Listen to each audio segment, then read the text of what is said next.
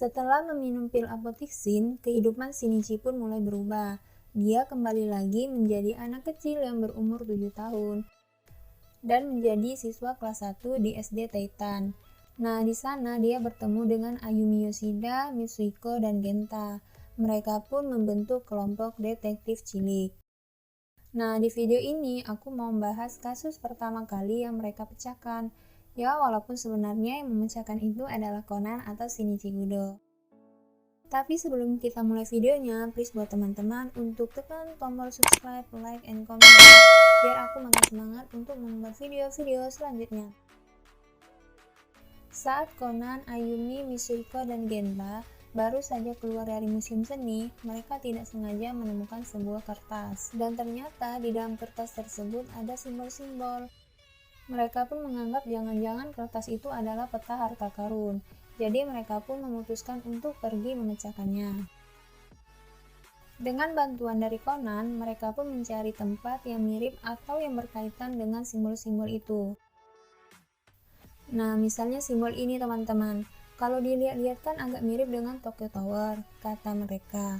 Jadi mereka pergilah tuh ke Tokyo Tower untuk mendapatkan petunjuk. Dan sesampainya di Tokyo Tower, mereka mencari lagi tempat-tempat yang mirip dengan simbol berikutnya. Dan begitulah seterusnya.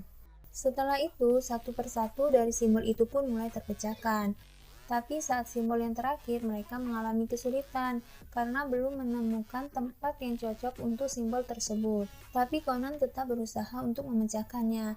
Dia terus saja berpikir untuk mencocokkan simbol itu dengan tempat yang ada di sekitarnya. Sampai akhirnya Conan pun menemukan di mana tempat yang sesuai dengan simbol yang terakhir. Conan pun memberitahu Ayumi dan yang lainnya, dan mengajak mereka ke dalam sebuah gedung. Dan di dalam gedung itu, mereka akhirnya menemukan tumpukan koin emas yang diikat di atas atap menggunakan tali dan jangkar. Mereka pun merasa senang karena telah menemukan harta karun. Tapi saat itu juga, ada 3 orang yang datang ke bangunan tersebut. Mereka langsung mengikat Conan dan yang lainnya. Ternyata mereka ini adalah sekelompok perampok dari Italia.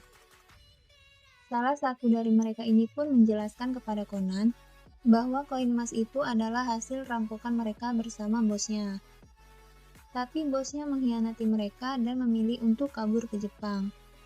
Perampok ini pun tidak terima, akhirnya mereka menyusul bosnya untuk menanyakan keberadaan emas tersebut. Tapi bosnya tidak memberitahu mereka sama sekali, jadi mereka tidak mendapatkan apa-apa selain kertas berisikan simbol yang mereka curi dari tempat bosnya. Dan di depan museum seni, kertas itu pun terbang tertiup angin dan ditemui oleh Conan dan yang lainnya. Perampok itu pun sengaja membiarkannya, siapa tahu Conan dan teman-temannya bisa memecahkan simbol-simbol tersebut. Jadi perampok itu hanya mengikuti Conan bersama yang lainnya dari belakang. Oke, setelah menjelaskan itu, perampok itu pun memaksa Conan untuk memberitahu di mana letak koin emas tersebut.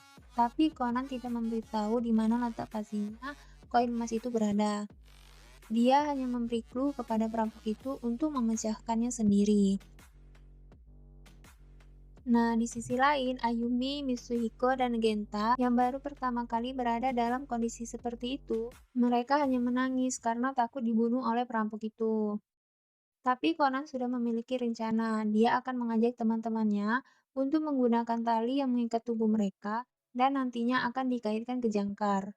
Setelah itu, mereka tinggal menarik jangkar tersebut saat sekelompok perampok itu berada tepat di bawah tumpukan koin emas. Nah, beberapa saat kemudian, perampok itu pun berdiri tepat di bawah tumpukan koin emas itu. Saat itulah detektif cilik ini melaksanakan aksinya, dan akhirnya rencana mereka pun berhasil. Tapi tidak sampai di situ, mereka pun akhirnya pergi ke pos polisi terdekat dan menceritakan apa yang telah terjadi, dan akhirnya perampok itu pun ditangkap. Oke teman-teman, segitu aja videonya. Terima kasih sudah nonton.